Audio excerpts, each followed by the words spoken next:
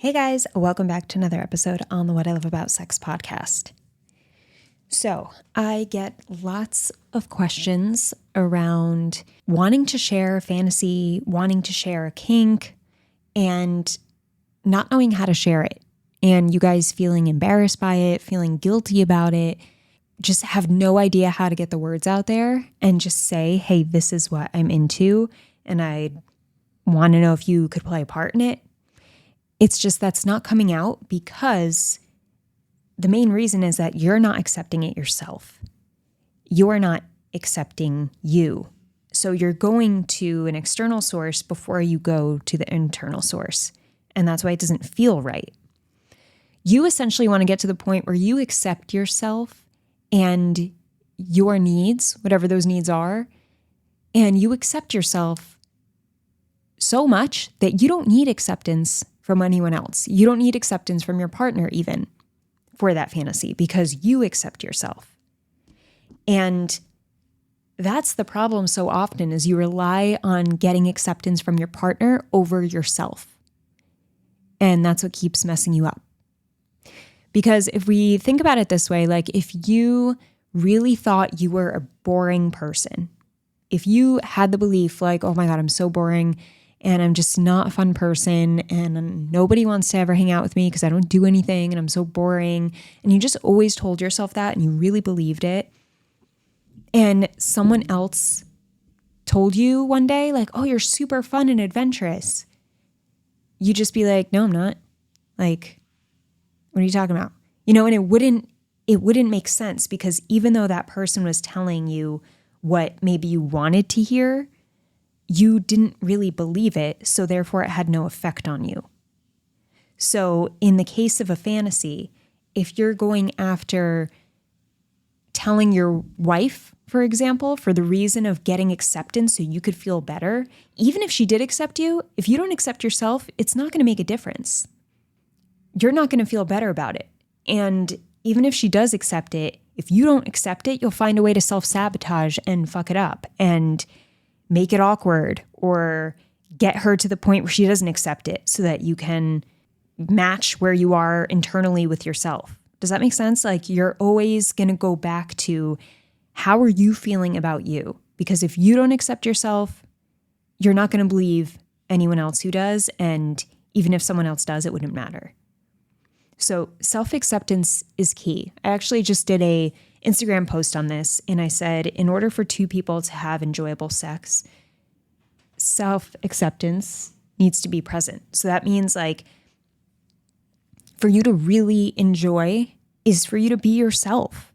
For instance, like if you're going into sex, like be cool with knowing you might have to ask a question if you don't know something. Like be okay with that. Don't try to like trick your way out of it or trick her because you feel insecure. Like if you have self-acceptance, you'll ask her, hey, does this feel good? I'm not sure if it's doing it for you. Like you'll actually be able to say that because you're just being truthful. You're just owning the situation you're in, right? Like if you lost your erection, being able to say like, this happens once in a while, but if we do this, we'll come back, it'll be fine. That's you being okay with something happens to you and you're not judging yourself. You're accepting. Doesn't mean you're not working on it to improve it or you don't want to improve it, but you're not judging. You're just able to be yourself. And when you're able to be yourself, other people are able to be themselves more easily because you're giving them freedom in that way. Think about someone who's very genuine and just always themselves. It probably helps you come out of your shell a little bit, right? And be more of who you are. Because okay, well, they obviously aren't afraid of being judged. They're not judging themselves. So I could be more of me. Like I could chill out a little bit. And it's the same when it comes to sex. When we're that type of person who just can chill out with ourselves and like really just be who we are and own it, then our partner feels that energy and the whole experience becomes more easygoing.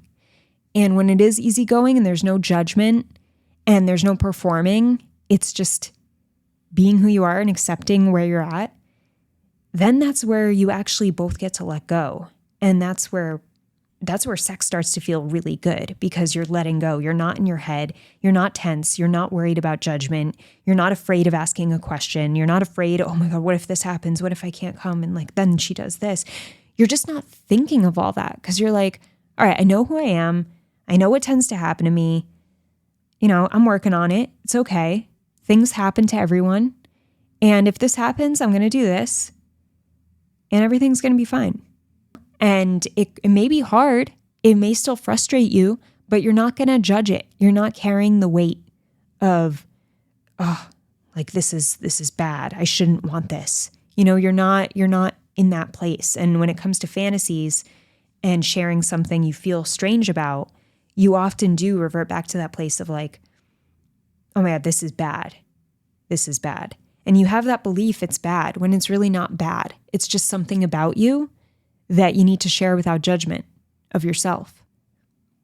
And when you share with no judgment, you're more likely to get acceptance from others. You're more likely to get a reaction from others that isn't that big of a deal, because you're not carrying the weight with you. It's the difference between like, oh man, okay, so this is, I know it's really fucked up for me to say this, and I've been really stressing out about it, and I know it's weird and it's freaky, and you're not going to be into it, and you're going to be really grossed out. Like think of starting a conversation, anything like that, versus, hey, like I've been thinking about something and I just want to let you know because we never talked about it, but I'm really into this, and I'm into it because this thing about it just turns me on. And yeah, it may not be your average, your average fantasy, but yeah, it's mine and it's interesting, and I'm trying to see if I can explore it. I'm wondering if you want to try it out with me, and if you don't, it's totally fine, but like, what are your thoughts? When you're coming from that place of, I own this is my thing, or this is something that's been on my mind, or this is something I want to try. Are you down to try it out with me? Like there's this confidence that comes in, there's a calmness, there's no judgment. So it does make the other person think, oh, well, there's zero judgment in this conversation. Like, why would I be super heavy if this person is not heavy?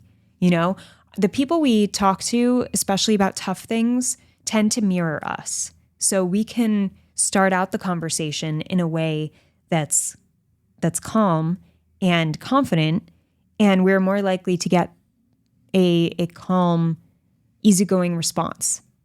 But we have to self-accept before we're able to do that. So you have to spend time understanding, like, what am I judging myself for when it comes to this fantasy or whatever the thing is that you're dealing with? First, what am I judging? Then why am I judging it? And what would have to happen for me to not judge it? What would have to change? And, if it's not a fantasy, it works with really everything. Like I use the belief of you being boring, right? When people say things about you and you get really triggered by it, or like upset or annoyed at them, it's always good to quickly reflect and be like, wow, that was interesting. Like when that person said that to me, I got really just, I don't know, some weird energy, tension, didn't feel great. And all they said was I was adventurous. Like, why would I get so annoyed at that?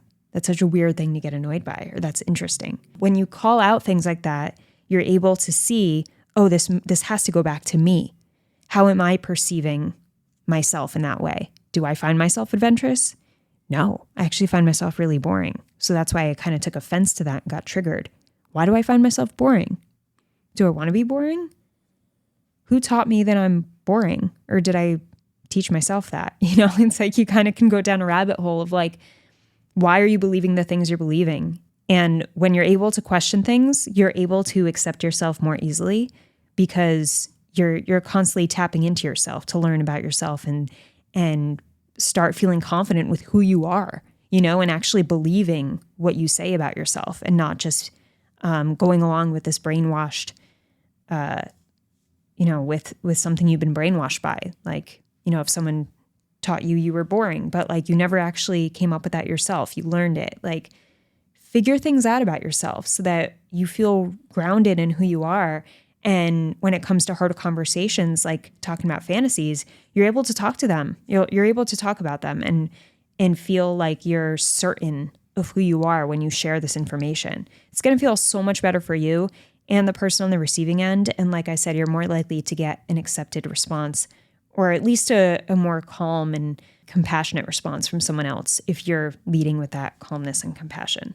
Not always, but more likely to, for sure. And you'll feel better as long as you accept yourself. Well, as long as you accept yourself, the most important thing is you won't need a certain response from that person. That's what's great. It's like they can be calm and reassuring back to you, or they could be a dick or a bitch back to you, and it won't even matter because you've already accepted this part of you. So you want to get to the point where you accept it so that you're not seeking acceptance from others to replace your own. You already got your own, so you're good. So work on that. Accept who you are. Own it. Always own who you are. It's okay. We all have weaknesses. We all have flaws. We all make mistakes. And we all have great things about us and strengths. Like, we have everything, all of us. So own it. It's okay. And also, if you're looking to improve your masturbation habits and you want to watch less porn and you want to use your mind more, this is also a way to have self-acceptance and to feel good about who you are and what you're doing on a day-to-day. Then check out my sex meditations because I'm giving away a free trial currently. Get better at visualizing and connecting those visuals in your head to physical pleasure so that you could watch less porn and you could feel more confident about yourself and especially about your sex life. So that's in the description of this episode. And that is it for today. Have an amazing morning, evening, or night, wherever you are in the world, and I'll talk to you soon.